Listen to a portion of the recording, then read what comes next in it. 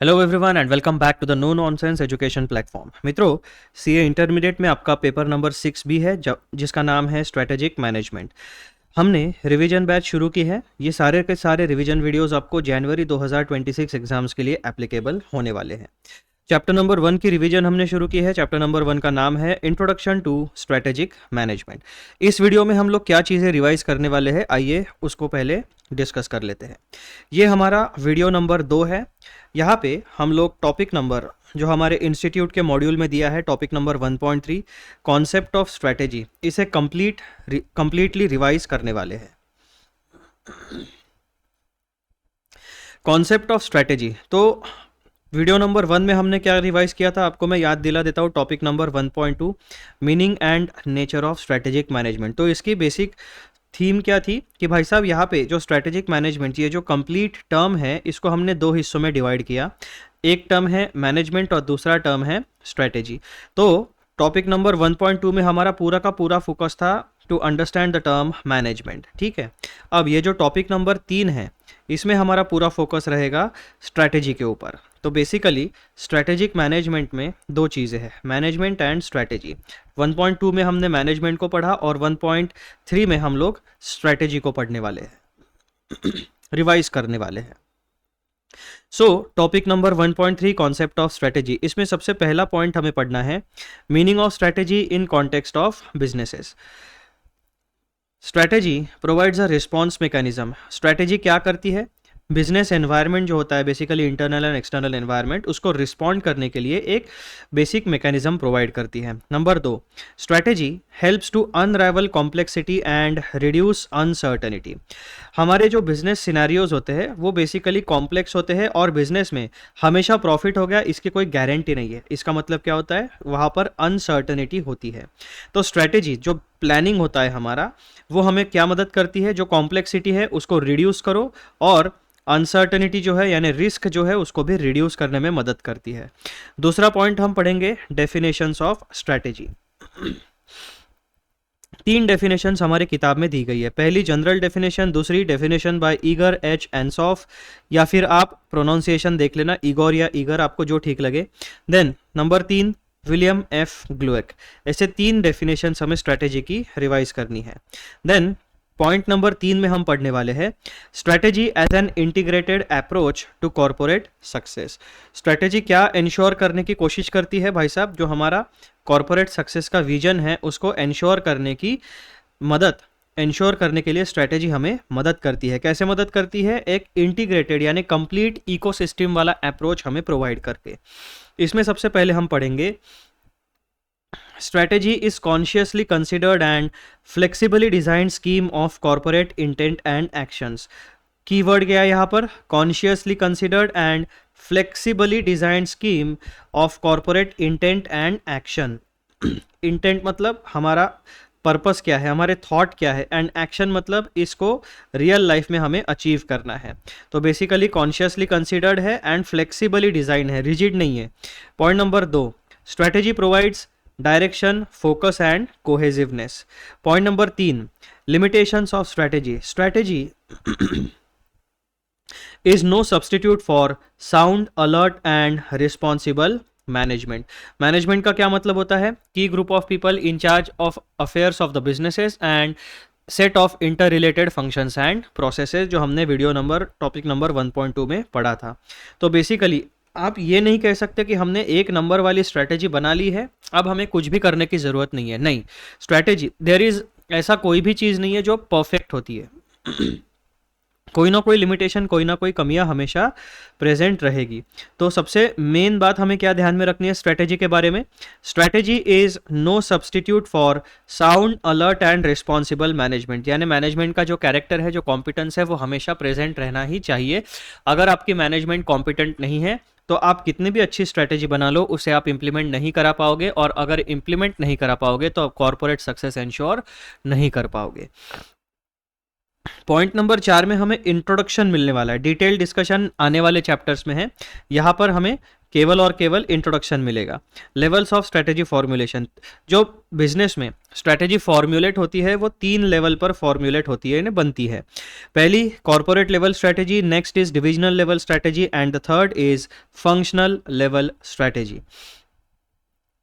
Point number 5, nature of strategy. Strategy is partly proactive and partly reactive. Proactive मतलब हमने events को anticipate करके पहले ही प्लानिंग तैयार करके रखना है, एंड रिएक्शन का मतलब क्या होता है, फ्यूचर, यानी हमारे बिजनेस एनवायरनमेंट में जो भी इवेंट्स होते हैं वो इवेंट होने के बाद सोच समझ के उसको रिस्पॉन्ड करना, यानी रिएक्टिव स्ट्रेटेजी। और प्रोएक्टिव स्ट्रेटेजी मतलब क्या, फोरकास्ट करना, प्रेडिक्शन करना कि ऐसा हो सकता है, अगर ये इवेंट होता है तो उसका प्लानिंग, उसके स्टेप्स पहले से ही फॉलो, यानी तैयारी पहले से ही करके रखो। ये 2 प्रकार का स्ट्रेटेजी का अप्रोच होता है, partly proactive and partly reactive. हर एक बिजनेस की स्ट्रेटेजी इसी तरीके से बनती है। Contains a diagram and a short case study. Then point number 6 में हम रिवाइज करने वाले हैं इलिस्ट्रेशन नंबर 1। आपको एक सिनेरियो दिया गया है और सवाल पूछा गया है, इज दिस अ स्ट्रेटेजी, यानी जो सिनेरियो दिया गया उसमें आपको कुछ बातें बताई गई है, कुछ फैक्ट्स दिए गए हैं और पूछा गया कि भाई साहब इस सिनेरियो में जो बातें बताई गई है क्या वो स्ट्रेटेजी के अंडर क्वालिफाई होती है या नहीं। तो इस तरीके से हमें 6 पॉइंट्स टॉपिक नंबर 1.3 में रिवाइज करने हैं। आ जाओ 1.3 को शुरू करते हैं। Concept of strategy. मैंने आपके रेफरेंस के लिए, जो भी जिन बच्चों के पास मेरे नोट्स नहीं हैं उनके लिए मैंने एक फैसिलिटी आपको दे दी है, यहाँ पर रेफरेंस दे दिया है। ICAI मॉड्यूल एडिशन 2024 जो है वो आपको जनवरी 2026 वाली एग्जाम्स के लिए एप्लीकेबल होने वाला है। तो मैंने आपके लिए प्रोवाइड कर दिया भाई साहब ICAI के मॉड्यूल के कौन से पेज के ऊपर आपको ये वाला कॉन्सेप्ट मिलने वाला है, ठीक है। तो आप वहाँ से रेफर करके इन वीडियोस को यूज़ कर सकते हो। सबसे पहले meaning of strategy in context of business. तो भाई साहब strategy provides a response mechanism in context of business. The application of the term strategy relates to the ways the business decides to respond to dynamic and often hostile external forces while pursuing their vision, mission and ultimate objectives। अब यहाँ पर scenario देखो क्या है, हमारा एक business है, ठीक है। उस बिजनेस का एक प्रकार का बिजनेस, ये जो बिजनेस है ना इसका बिजनेस एनवायरनमेंट होता है। वो बिजनेस एनवायरनमेंट में 2 हिस्से होते हैं, पहला इंटरनल एनवायरनमेंट एंड दूसरा एक्सटर्नल एनवायरनमेंट। तो ये जो बिजनेस का एनवायरनमेंट है ये हमेशा डायनामिक होता है और इसमें जो फैक्टर्स होते हैं वो जनरली हमारे बिजनेस के लिए हॉस्टाइल एक्सटर्नल फोर्सेस होते हैं, यानी कॉम्पिटिटर्स जो हमारे बिजनेस के, जो हमारे कस्टमर्स को जीतने की कोशिश करते हैं। तो ये सिनेरियो आपके सामने यहाँ पर एस्टैब्लिश हो गया। अब जो बिजनेस है उसका जो एनवायरनमेंट है वो डायनामिक है एंड होस्टाइल है। अब इस सिनेरियो में सरवाइव कैसे करेंगे और कॉर्पोरेट सक्सेस एंश्योर कैसे करेंगे, उसके लिए हमें एक प्रकार का रिस्पॉन्स मैकेनिज्म चाहिए होगा। वो रिस्पॉन्स मैकेनिज्म हमें स्ट्रेटेजी प्रोवाइड करती है, ठीक है। तो स्ट्रेटेजी का मतलब क्या हुआ, हमारे बिजनेस एनवायरनमेंट के साथ जो इंटरेक्शन हमें करना है उसके लिए एक सर्टन रिस्पॉन्स मैकेनिज्म हमें चाहिए होता है, वो हमें स्ट्रेटेजी की मदद से प्राप्त होता है। Strategy provides a response mechanism. In the context of business, the application of the term strategy relates to the ways the business decides to respond to dynamic and often hostile external forces while pursuing their vision, mission and ultimate objectives। एक business है, उसका business environment कैसा है, dynamic and hostile है। ये जो business है इसके कुछ विजन, मिशन एंड ऑब्जेक्टिव्स है वो उसे अचीव करने हैं। तो डायनामिक एंड होस्टाइल एनवायरनमेंट में ये vision, mission and objectives achieve करने के लिए हमें स्ट्रेटेजी मदद करती है by providing a response mechanism. Point number 2, strategy helps to unravel complexity and reduce uncertainty। हमारे बिजनेस का एनवायरनमेंट डायनामिक एंड होस्टाइल होता है, अनप्रेडिक्टेबल होता है, ठीक है। इस बिजनेस एनवायरनमेंट में कॉम्प्लेक्सिटी होती है एंड अनसर्टनिटी होती है, यानी मेरे मन लायक हमेशा इवेंट्स होंगे ऐसी बात नहीं है। कुछ इवेंट्स मेरे लिए फेवरेबल हो सकते हैं, कुछ इवेंट्स में मुझे बिजनेस में लॉस भी हो सकता है, ये बेसिक रियलिटी है। तो ये जो स्ट्रैटेजी है इन सारी चीज़ों को सोच विचार करके हमारे बिजनेस एनवायरनमेंट की जो कॉम्प्लेक्सिटी है उसे अनराइवल करती है, यानी कॉम्प्लेक्स इश्यूज को सिंप्लीफाई करके डिसीजन मेकिंग में हमें मदद करती है। एंड हमारी जो अनसर्टनिटी है यानी प्रॉफिट अर्न करने की एंड वेल्थ मैक्सिमाइज करने की जो सर्टेनिटी, जो हमारी कोशिश है उसमें अनसर्टेनिटी है, यानी कोई गारंटी नहीं है। तो ये अनसर्टेनिटी को रिड्यूस करती है और हमारे कॉर्पोरेट सक्सेस के चांसेस को बढ़ाती है। Point number 1, the very incorporation of the idea of strategy into business organizations is intended to unravel complexity and to reduce uncertainty caused by changes in the environment. Business environment में changes हमेशा ही होते रहेंगे, क्यों? Because it is a dynamic environment, it is not a static environment. एक business environment में केवल एक ही player नहीं है, बहुत सारे लोग होते हैं। सोसाइटी में मेरे और आपके जैसे इंडिविजुअल्स हैं, हमारे प्रेफरेंसेस चेंज होते रहेंगे, हमारी नीड चेंज होती रहेगी, यानी क्या, मार्केट में डिमांड हमेशा चेंज होती रहेगी, फ्लक्चुएट होते रहेगी। इस वजह से अनसर्टेनिटी निर्माण होती है। गवर्नमेंट की पॉलिसीज हमेशा चेंज होते रहती है, ग्लोबल सिनेरियो चेंज होते रहते हैं, कहीं पे वॉर हो जाएगी, कहीं पे कोविड-19 पैंडेमिक जैसा अनसर्टन इवेंट आ जाएगा, या फिर कहीं पे नेचुरल कैलामिटीज आ जाएगी, कहीं पे प्रोटेस्ट होंगे, तो बहुत सारी अनसर्टेनिटी होती है। ठीक है, इस तरीके से आपको पूरा रियल सिनेरियोस को सोच विचार करके ये सब्जेक्ट अगर आप पढ़ोगे, रिवाइज करोगे, तो आपको बहुत बढ़िया तरीके से स्ट्रेटेजिक मैनेजमेंट में स्कोर करना आसान जाएगा।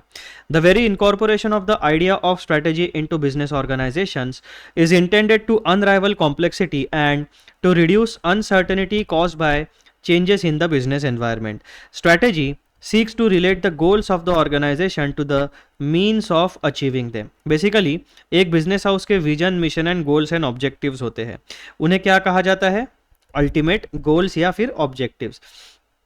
तो मुझे जो मेरा vision, mission and ultimate goals and objectives को अचीव करना है, उसको अचीव करने के लिए मुझे कोई ना कोई रास्ता चाहिए होगा, कोई ना कोई रिस्पॉन्स मैकेनिज्म चाहिए होगा।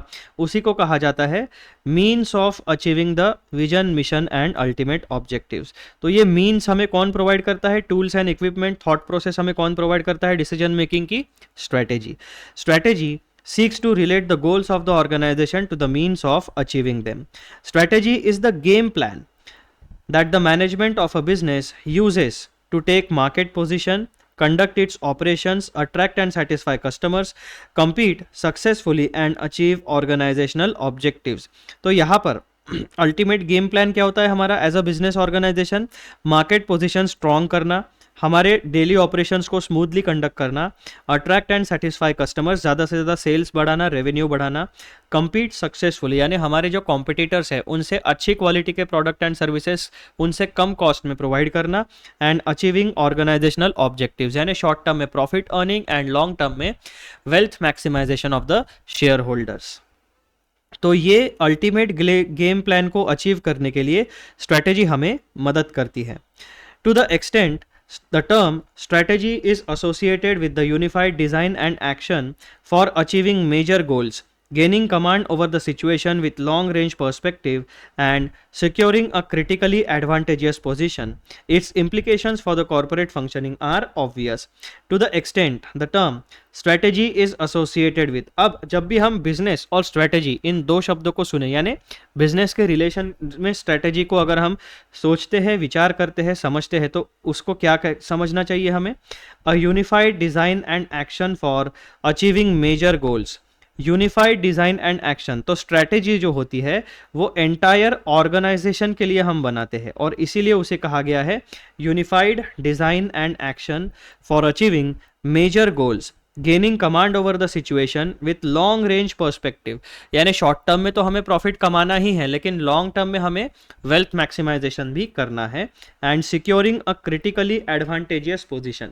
क्रिटिकली एडवांटेजियस पोजीशन मतलब हमारे पास कोई ना कोई कॉम्पिटिटिव एडवांटेज होना चाहिए, यानी कुछ ऐसा प्रोडक्ट या कोई ऐसी सर्विस जो मार्केट में केवल हमारे पास हो, हमारे लिए हमारे एक्सक्लूसिव प्रोडक्ट या सर्विसेज होने चाहिए। Its implications for corporate functioning are obvious. तो मित्रों, मीनिंग ऑफ स्ट्रैटेजी में आपको दो बातें समझनी है। स्ट्रैटेजी जब भी हम बिजनेस के सिनेरियो में पढ़ेंगे तो आपको ये समझना है, strategy provides a response mechanism to deal with external environment which is dynamic and hostile. Then strategy helps to unravel complexity and reduce uncertainty. Strategy हमारा एक ओवरऑल गेम प्लान होता है to achieve our long term and short term goals and objectives. ठीक है, ये दो बातें आपको मीनिंग ऑफ स्ट्रैटेजी में हमेशा याद रखनी है। Point number 2, definitions of strategy. अब जनरल डेफिनेशन हम पढ़ते, ये जो डेफिनेशंस है ना, ये आपको वर्बैटिम याद रखनी पड़ेगी। अगर एग्जाम में डायरेक्ट क्वेश्चन आता है या फिर किसी आंसर में आपको डेफिनेशन रिप्रोड्यूस करने की ज़रूरत पड़ी या लिखने की ज़रूरत पड़ी, तो आपको वर्ड टू वर्ड ये डेफिनेशंस लिखते आने चाहिए। General definition, we may define the terms. अब यहाँ पर देखो, जो हमने मीनिंग पढ़ा है ना, ये दो ही बातें फिर से आपको यहाँ पर रिपीट मिलेगी। लेकिन क्या होता है, जो जिसने भी ये जनरल डेफिनेशन बनाई होगी उसने अपने शब्दों में बताया कि भाई साहब स्ट्रैटेजी क्या होती है। ईगर एच भाई साहब ने अपने शब्दों में बताया स्ट्रैटेजी क्या होती है, एंड विलियम एफ ग्लुएक ने अपने शब्दों में बताया स्ट्रैटेजी क्या होती है। बेसिकली ये दो ही बातें हम यहाँ पर पढ़ने वाले हैं, लेकिन उन स्कॉलर्स की स्पेसिफिक लैंग्वेज में, जिन स्कॉलर्स ने ये डेफिनेशंस को ड्राफ्ट किया है। General definition, we may define the term strategy as a long range blueprint of an organization's desired image, direction and destination। Strategy क्या होती है? स्ट्रैटेजी एक लॉन्ग रेंज ब्लूप्रिंट होती है। मतलब क्या होती है? स्ट्रैटेजी एक प्रकार का गेम प्लान होता है। ठीक है, जो चीज़ हमने यहाँ पर पढ़ी थी वही बात रिपीट हो रही है, शब्द अलग है। A long range blueprint of an organization's desired image, direction and destination। desired image का मतलब क्या होगा यहाँ पर? Market position. डायरेक्शन का मतलब क्या होगा भाई साहब? ऑपरेशंस कैसे होंगे, compete सक्सेसफुली वगैरह, ये तीन बातें। एंड डेस्टिनेशन मतलब क्या होगा? Achieving organisational objectives. ठीक है, ये बात यहाँ पर रिपीट हो गई। In essence what it wants to be, यहाँ पर ये जो आई ई का मतलब होता है ना, इसका मतलब होता है इन इसेंस, ESSENCE। हम लोग इसे क्या पढ़ते हैं? That is, but it is not read as that is, this is symbol for in essence. In essence हमें 4 सवालों के जवाब मिलने चाहिए। पहला क्या होता है? What it wants to be मतलब desired image, what it wants to do मतलब direction, how it wants to do things मतलब direction, and where it wants to go मतलब डेस्टिनेशन। तो डिजायर्ड इमेज में आपको पहले सवाल का आंसर मिलेगा। ये नेक्स्ट नंबर 2 एंड नंबर 3 वाले जो सवाल है ये आपका डायरेक्शन डिसाइड करते हैं, एंड लास्ट वाला जो सवाल है वो आपका डेस्टिनेशन डिसाइड करता है। तो जनरल डेफिनेशन क्या हो गई स्ट्रैटेजी की? We may define the term strategy as a long range blueprint of an organisation's desired image, direction and destination, that is what it wants to be, what it wants to do, how it wants to do things and where it wants to go. दूसरी definition क्या है? Igor H Ansoff भाई साहब ने, the common thread. अब यहां पर देखो, पहले हमें क्या बताया था भाई साहब? एक गेम प्लान है।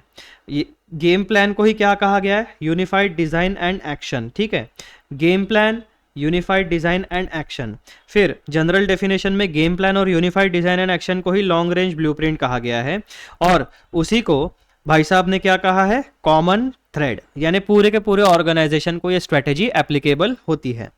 The common thread among the organization's activities and product markets that defines the essential nature of business that the organization has or planned to be in future। अब यहाँ पर देखो, ये जो 4 सवाल है ना, ये आपके यहाँ से यहाँ तक कवर हो जाते हैं। Essential nature of business यानी what it wants to be, ठीक है, what it wants to do, how it wants to do things and where it wants to go। The common thread among the organization's activities and product markets that defines the essential nature of the business that the organization has or planned to be in future।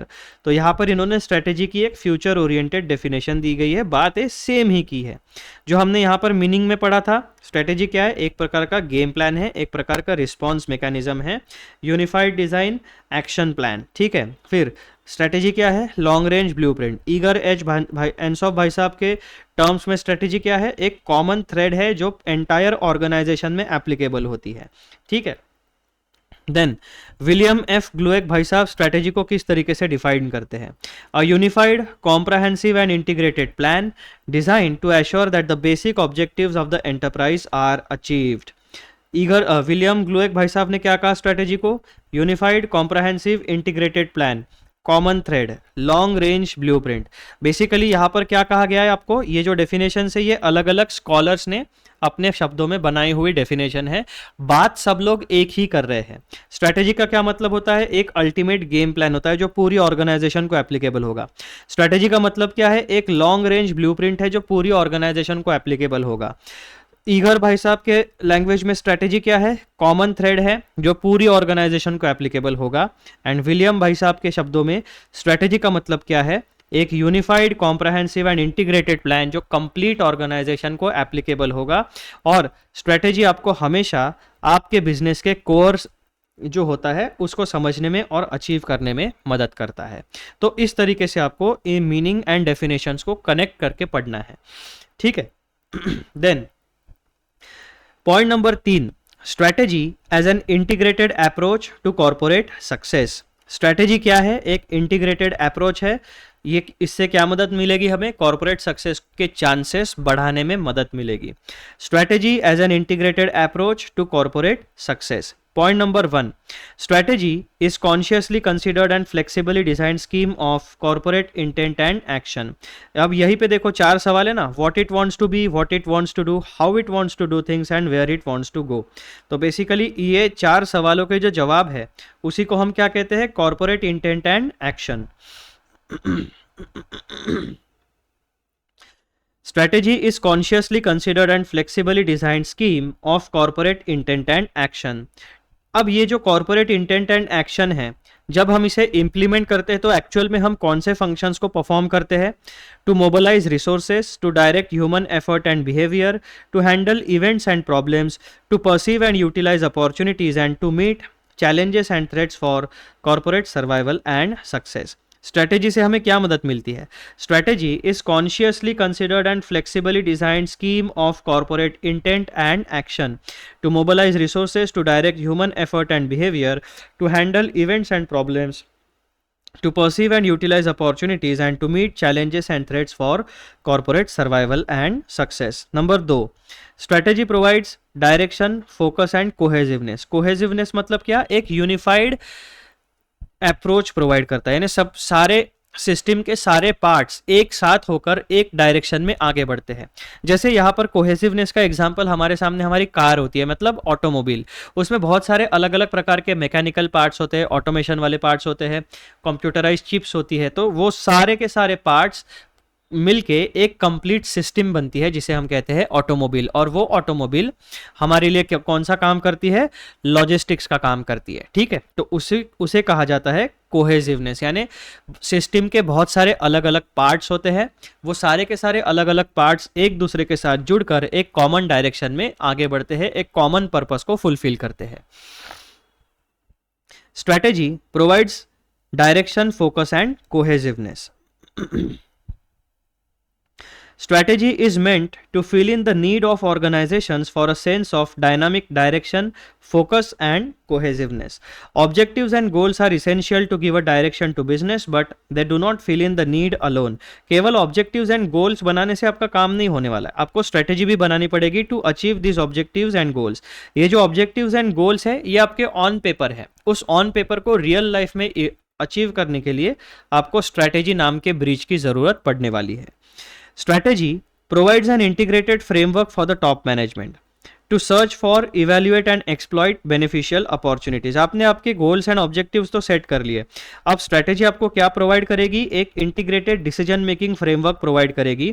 वो framework में आपको सबसे पहला benefit क्या मिलेगा कि हमारा जो बिजनेस एनवायरनमेंट है उसमें बेनिफिशियल अपॉर्चुनिटीज़ को सर्च करने के लिए, इवेल्युएट करने के लिए एंड एक्सप्लॉइट करने के लिए मदद करेगी। स्ट्रेटेजी का दूसरा फायदा आपको क्या होगा, to perceive and meet potential threats and crisis.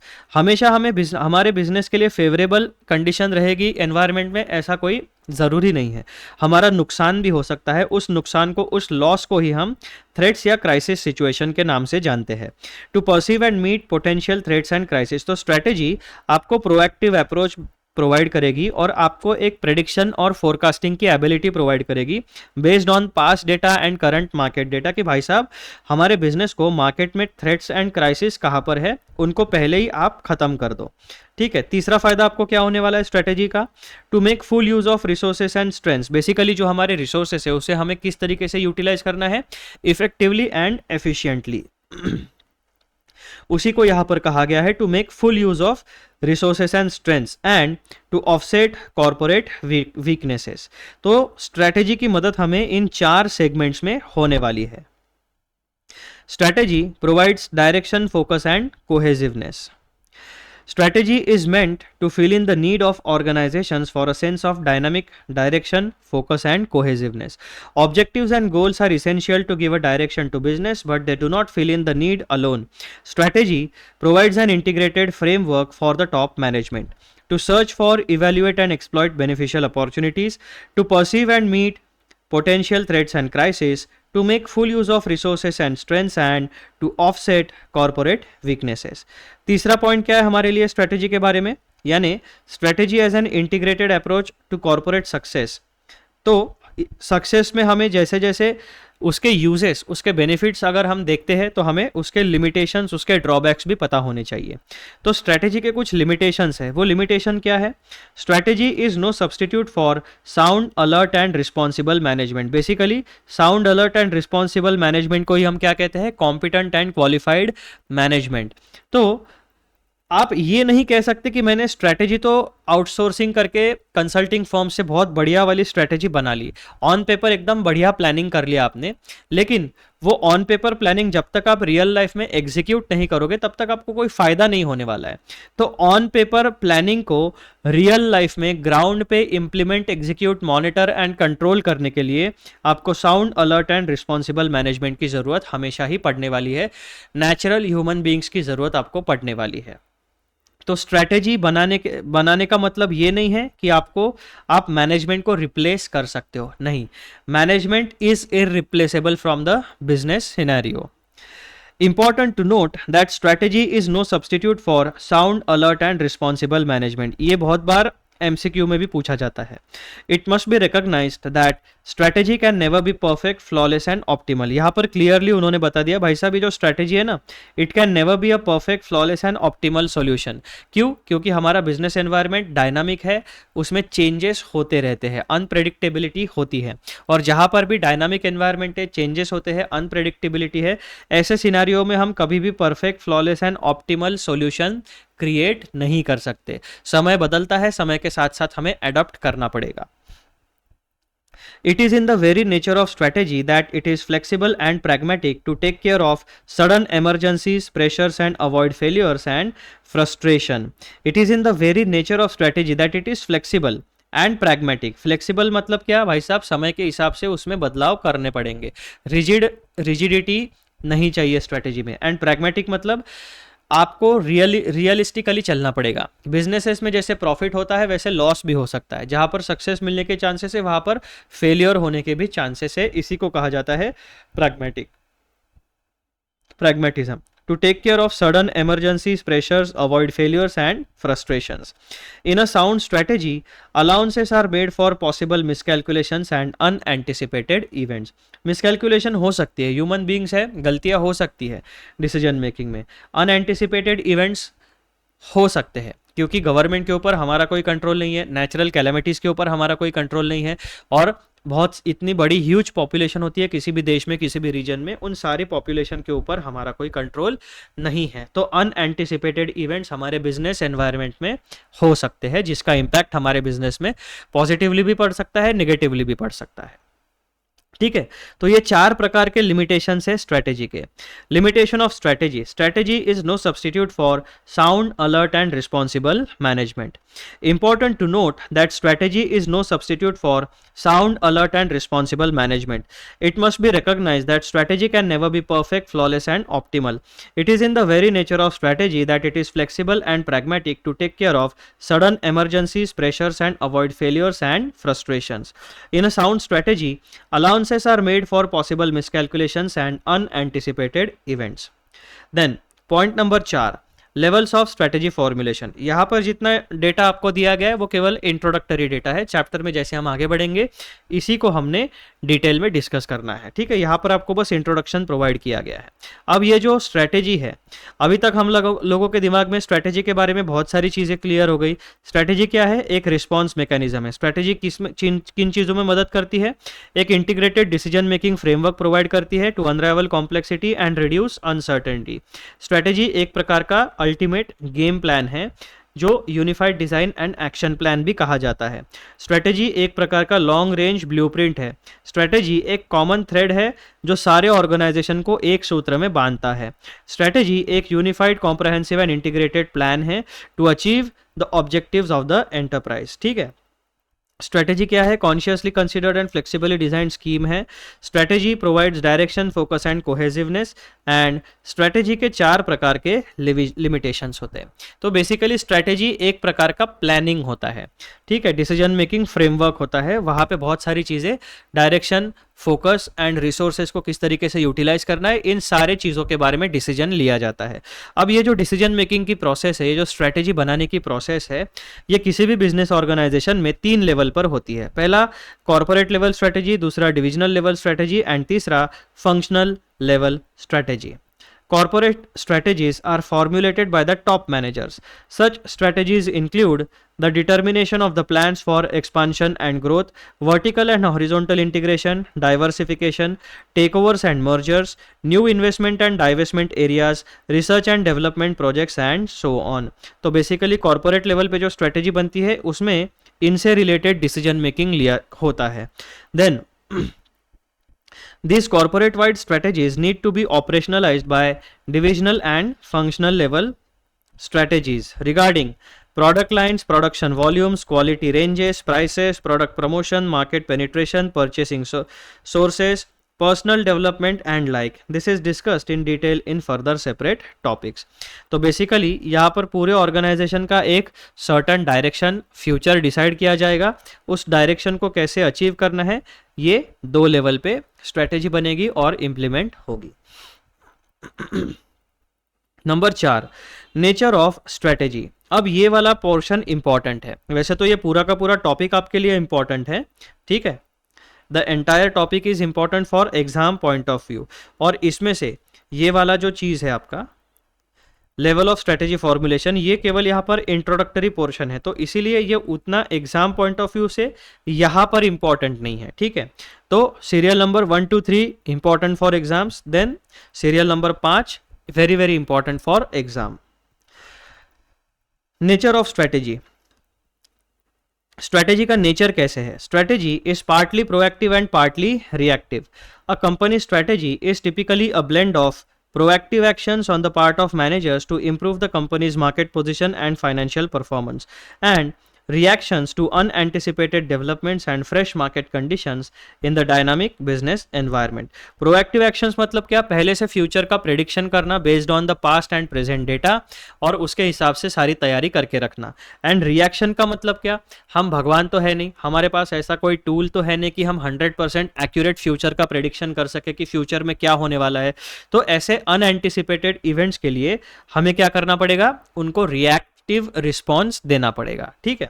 तो किसी भी बिजनेसमैन के सामने 2 प्रकार की सिचुएशंस पॉसिबल होती है, एक प्रोएक्टिव एक्शंस और दूसरा रिएक्टिव एक्शंस। अब जैसे प्रोएक्टिव एक्शन का जो आपको एग्जाम्पल अगर देना है, अगर हम भारतीय कल्चर की बात करें तो भारतीय कल्चर में जो बिजनेसमैन होते हैं उन्हें वो फेस्टिवल्स को मार्कअप करके रखते हैं कैलेंडर पे, जैसे दिवाली हो गया, है ना।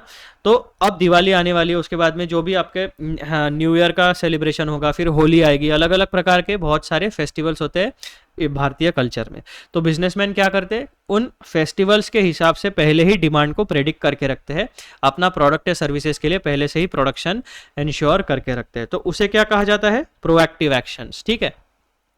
अब रिएक्शंस का मतलब क्या होता है? कहीं पर नेचुरल कैलेमिटी हो जाती है, कहीं पर बारिश नहीं होती है, कहीं पर अकाल पड़ता है, कहीं पर सडन डिमांड बढ़ जाती है ना। तो ऐसे चीज़ों के हम क्या, गवर्नमेंट पॉलिसी अगर चेंज होगा, अभी रिसेंट एग्जांपल आप देखोगे तो यूएस ने टैरिफ वॉर शुरू कर दिया।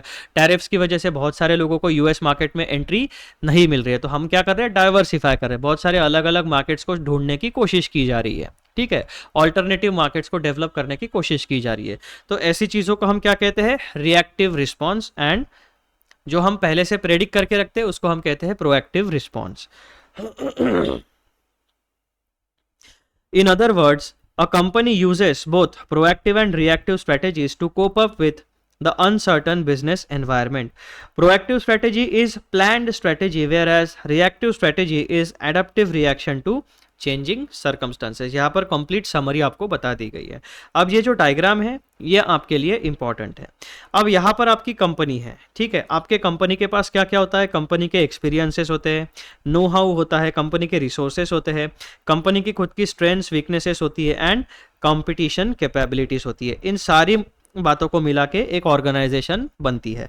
अब इस ऑर्गेनाइजेशन के पास दो प्रकार के अप्रोचेस है, पहला प्रोएक्टिव स्ट्रेटेजी एलिमेंट्स एंड दूसरा reactive strategy elements. Proactive strategy elements में क्या चीजें होती है, new initiative plus ongoing strategy elements continued from prior periods, यानी कुछ नए इनिशिएटिव्स लिए जाएंगे और कुछ प्रायर पीरियड से चलती हुई सक्सेसफुल स्ट्रेटेजी जो है उनको इंप्लीमेंट किया जाएगा। तो प्रोएक्टिव एलिमेंट में न्यू स्ट्रेटेजीज प्लस जो एग्जिस्टिंग सक्सेसफुल स्ट्रेटेजीज है उनको इंप्लीमेंट किया जाता है। एंड रिएक्टिव स्ट्रेटेजी एलिमेंट्स में क्या होता है, adaptive reactions to changing circumstances. जो भी अनप्रेडिक्टेबल अनसर्टन इवेंट्स है अगर वो होते हैं तो हमें उनके साथ एडॉप्ट करके चलना है, हमारे बिजनेस को कम से कम नुकसान हो ये सोच के आगे बढ़ना है। तो ये आपकी एक कंपनी है, यहाँ पर आपके दो अप्रोचेस है, उन अप्रोचेस में इस तरीके का चीजें इन्वॉल्व की जाती है। इन दोनों चीजों को मिला के कंपनी की फाइनल स्ट्रेटेजी बनती है, latest version of company strategy, ठीक है। इन सारी चीजों को मिला के आपकी फाइनल स्ट्रेटेजी जो आप एक्चुअल में रियल लाइफ में इंप्लीमेंट करते हो वो बनते हैं।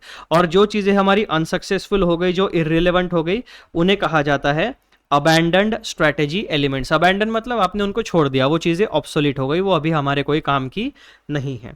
तो ये है आपकी diagram, a companies actual strategy is partly plan and partly reactive, ठीक है। डायग्राम आपकी रिवाइज हो गई। अब हम चलते हैं इसी डायग्राम का जो है ना यहाँ पर एक्सप्लेनेशन दिया गया है। Strategy is partly proactive and partly reactive. As is evident from the figure, a company's current strategy flows from both previously initiated actions and business approaches that are working well enough to merit continuation. यानी हमारी जो existing strategies है, जो successful, जो हमें success provide कर रही है, उनको हम कंटिन्यू करेंगे, as well as newly initiated managerial decisions and actions that strengthen the company's overall position and performance. तो हमारा अल्टीमेट गोल क्या होता है? Strengthen the company's overall position and performance. Company का overall market position and performance हमें strengthen करना है, उसी के लिए हमें प्रोएक्टिव स्ट्रेटेजी लगेगी. प्रोएक्टिव स्ट्रेटेजी में दो बातें होती है, previously successful initiatives plus new initiatives, ठीक है. This strategy partly is deliberate and proactive, standing as the product of management's analysis and strategic thinking about the company's situation and its conclusion about how to position the company in the marketplace and tackle the task of competing for buyer patronage. However, अब यहाँ पर हमने scenario बता दिया और यहाँ पर हमने प्रोएक्टिव स्ट्रेटेजी के बारे में डिस्कस कर लिया. सेकंड वाला जो पॉइंट है वो आपका रिएक्टिव स्ट्रेटेजी के बारे में बात करता है. However, not every strategic move is the result of proactive planning and deliberate management design. Things happen that cannot be fully anticipated or planned for. When market and competitive conditions take an unexpected turn or some aspect of company strategy hits a stone wall, some kind of strategic reaction or adjustment is required. भाई साहब, अभी हमारे control के बाहर होते हैं कुछ events. अगर ऐसा कुछ होता है जिस पर हमारा कोई भी कंट्रोल नहीं है, लेकिन उन चीज़ों का इम्पैक्ट हमारे बिजनेस के ऊपर होने वाला है, तो ऑब्वियसली हमें कोई ना कोई चेंजेस करना पड़ेगा. जो हमारे ऊपर नेगेटिव इम्पैक्ट हो रहा है उसको खत्म करना पड़ेगा. Correct. Hence partially a company strategy is always developed as a reasoned response. है ना, अंधाधुंध रिस्पॉन्स नहीं देना है हमें properly well thought reason response, logical response देना है to unforeseen developments in the business environments as well as the situations within the firm. तो यहाँ पर आपको डायग्राम में एक कंप्लीट सिनेरियो बताया गया है पहले पैराग्राफ में. फिर पॉइंट नंबर 1 में हमें प्रोएक्टिव स्ट्रेटेजी के बारे में बात की गई है एंड पॉइंट नंबर 2 में हमारी रिएक्टिव स्ट्रेटेजी के बारे में बात की गई है. अब ये पूरा का पूरा जो डायग्राम का डिस्कशन है उसका कंक्लूजन क्या है देखो. Crafting a strategy thus involves stitching together a proactive or intended strategy based on prior successful experience and then adapting pieces of successful reactions as circumstances around the company's situation change or better options emerge. A reactive और adaptive strategy. तो basically जब भी आप किसी भी organisation के लिए strategy बनाओगे तो आपको दो अप्रोचेस ध्यान में रखना है, proactive and intended strategy and reactive and adaptive strategy.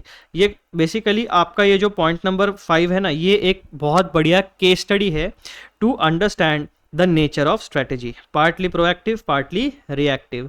ये बहुत ही रियलिस्टिक केस स्टडी आपका है। अब इस पूरे केस स्टडी के लिए आपको एक एग्जाम्पल दिया जाता है, यूनिफाइड पेमेंट इंटरफेस, जो यूपीआई हम लोग यूज करें ना, भारत का एकदम revolutionary digital product payment system, उसके बारे में बात है। Strategy helps unravel complexity and reduce uncertainty caused by changes in the environment. It also means to identify existing problems and solving them by executing revolutionary ideas. It would be pertinent to mention one such example in the recent times, that is UPI, Unified Payments Interface. UPI has changed the entire digital payments landscape in India and has now even gone global. A true example of made in India for the world. It was all because of a well-planned identification of existing problem statement, formulating strategy, putting it to perfect execution. ठीक है, UPI में उन्होंने यही चीज़ observe की, भाई साहब problem क्या है, पेमेंट का प्रॉब्लम है, कॉस्ट इफेक्टिव पेमेंट हमें सिस्टम हमें चाहिए। तो कार्ड, पहले कार्ड्स थे, डेबिट कार्ड, क्रेडिट कार्ड थे, चेक था, डिमांड ड्राफ्ट था, लेकिन वो कॉस्टली पड़ते थे, उसमें टाइम कंज्यूम होता था। आज सबके हाथ में मोबाइल डिवाइसेस आ गए, तो एक रिवॉल्यूशनरी सिस्टम हमें डेवलप करनी पड़ी। और हमने क्या किया, existing problem, identification of the existing problem, ये स्टेप 1 है, फॉर्म्युलेटिंग अ स्ट्रेटेजी, ये स्टेप नंबर 2 है, and putting it to perfect execution, ये आपका स्टेप नंबर 3 है। और इसी तरीके से यूपीआई भी आपका प्रोएक्टिव एंड रिएक्टिव एक्शंस से बनता है। Now that we have understood about strategy as a concept, the chapters to follow would focus more on how organizations, अब ये जनरल स्टेटमेंट है, इसमें कोई कॉन्सेप्ट आपका नहीं है, ठीक है। फिर लास्ट वाला पॉइंट हमारा इसमें आता है, point number 6, which is illustration. Is this a strategy? एक सिनेरियो हमारे सामने दिया गया है, a ketchup brand making a healthier ketchup with less sugar and preservatives to attract more customers by letting parents feel safe about their kids consuming ketchup.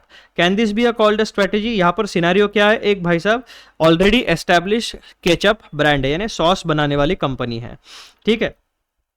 उन्होंने क्या decide किया भाई साहब, कम शुगर वाला और कम प्रिजर्वेटिव्स वाला हेल्दियर केचअप ऑप्शन हम market में प्रोवाइड करेंगे, ताकि जो बेसिकली केचअप परचेस करने वाले लोग कौन होते हैं, पेरेंट्स, ठीक है, मेजरली। अब यहाँ पर इनका जो ये जो केचअप ब्रांड है, इनका अप्रोच कैसे है भाई साहब, जो केचअप खरीदने वाला जो पर्सन होता है वो बेसिकली पेरेंट्स होते हैं। अब पेरेंट्स खुद तो कंज्यूम कर लेंगे प्रिजर्वेटिव्स वाला या शुगर वाला, लेकिन कोई भी माँ बाप अपने बच्चों को एक हेल्दियर ऑप्शन देना चाहते हैं।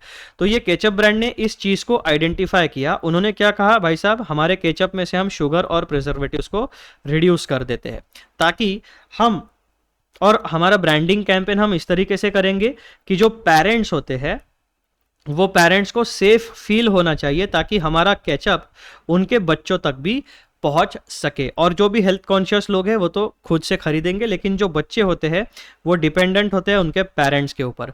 तो ये किड्स वाला जो सेगमेंट होता है कस्टमर्स का, कंज्यूमर्स का, उनका कंप्लीट कंजम्पशन डिपेंड करता है उनके पेरेंट्स के डिसीजन के ऊपर।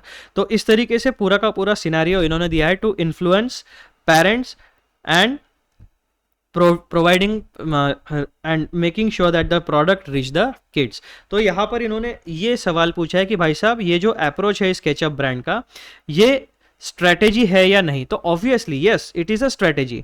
It is a business strategy to fight competition and to adopt with changing external environment. People becoming health conscious is external environment factor. ठीक है दोस्तों, तो बेसिकली स्ट्रेटेजी में ये क्लासिफाई किया जाता है, इस तरीके का अप्रोच। इसी के साथ दोस्तों हमारा जो टॉपिक नंबर 1.3 था कॉन्सेप्ट ऑफ स्ट्रैटेजी, वो होता है समाप्त, उसका रिवीजन हमारा होता है कंप्लीट। अब नेक्स्ट वीडियो में हम लोग रिवाइज करेंगे topic number 1.4 strategic management importance and limitations. ये वाला भी आपके लिए एग्जाम के लिए इंपॉर्टेंट टॉपिक है, ठीक है, इसे भी आप छोड़ नहीं सकते। चलो मिलते हैं अगले वीडियो में, बाय बाय। और सही तरीके से पढ़ाई करिए और जल्द से जल्द एग्जाम क्लियर करने की कोशिश करिए। मिलते हैं अगले वीडियो में।